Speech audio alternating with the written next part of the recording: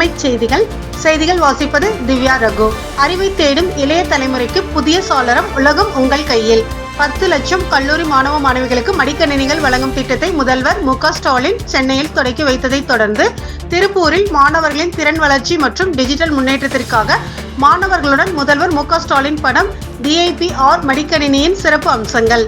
தொழில்நுட்ப அறிவியலை வலுப்படுத்த டெல், ஏசர், HP போன்ற உலகத்தரமான நிறுவனங்களின் மடிக்கணினிகள் வழங்கப்பட்டன.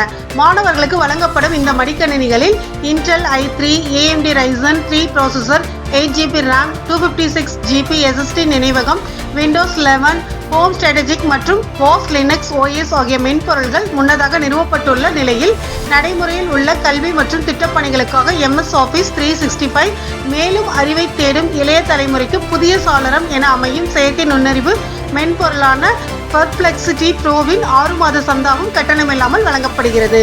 திருப்பூர் தாராபுரம் சாலையில் உள்ள அரசினர் தொழிற்பயிற்சி நிலையத்தில், காலேஜ் ரோடு சிக்கண்ணா கலைக்கல்லூரியில், பல்லடம் சாலை LRG மகளிர் கலைக்கல்லூரியில் மாணவ மாணவியர்களுக்கு விலையில்லா மடிக்கணினிகள் வழங்கும் விழா நடைபெற்றது. விழாவினை திருப்பூர் மத்திய மாவட்ட கழக செயலாளர், தெற்கு தொகுதி சட்டப்பேரவை உறுப்பினர் க. செல்வராஜ் MLA துவக்கி வைத்து மாணவ மாணவியருக்கு விலையில்லா மடிக்கணினிகளை வழங்கினார்.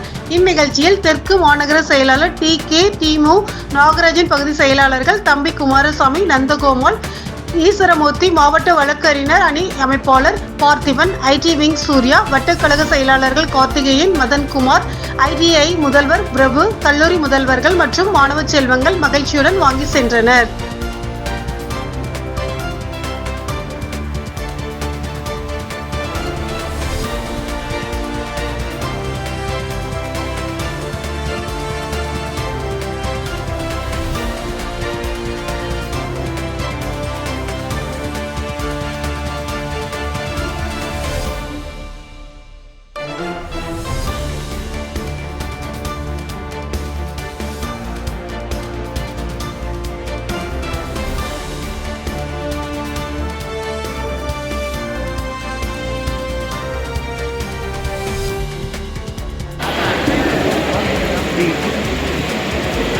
அவர்களும் குறிப்பாக நம்முடைய முதலமைச்சர் அவர்கள்,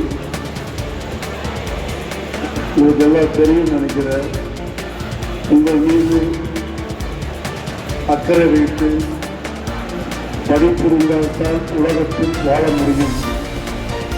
ஆகவே கல்வி பகிர்ந்த மாணவ செல்வங்கள் எல்லாம் ஒவ்வொன்றாக பல்வேறு திட்டங்களை அறிவித்து உங்கள் தேவை அதே நல்ல தொழிலாளர்கள் உருவாக்கக்கூடிய ஒரு நல்லாட்சி நடக்கக்கூடியவர்களை எல்லாம் மேக்சிமம் ஒரு ஓட்டு போட போகிறோம்னு நினைக்கிறேன். எல்லாத்துக்குமே இருக்கு நினைக்கிறேன். வருகின்ற காலத்தில் யார் வந்தால் ஒன்றாக இருக்கும் என்பது உணர வேண்டும். பொதுவாக சினிமா படத்தில் ஒரு கதாநாயகன் வந்துட்டாங்கன்னா 100 பேர் கிடைப்பான். நான் சொல்றது புரிஞ்சுன்னு நினைக்கிறேன். பேரத்தில் விருப்பம் 100 பேருக்கு அதிகம் வந்தால் இந்த நாட்டை ஆள வேண்டும் என்று எண்ணினால் அது தவறாக போய்விடும். யார் எதை செய்தால் சரியாக என்பதிலே இன்றைக்கு தன்னம்பிக்கையோடு வாழக்கூடிய ஒரு யோகை உருவாக்கக்கூடிய ஒரு முதல்வர் யார் என்று கேட்டால் அண்ணன் தளபதி அவர்கள் தான்.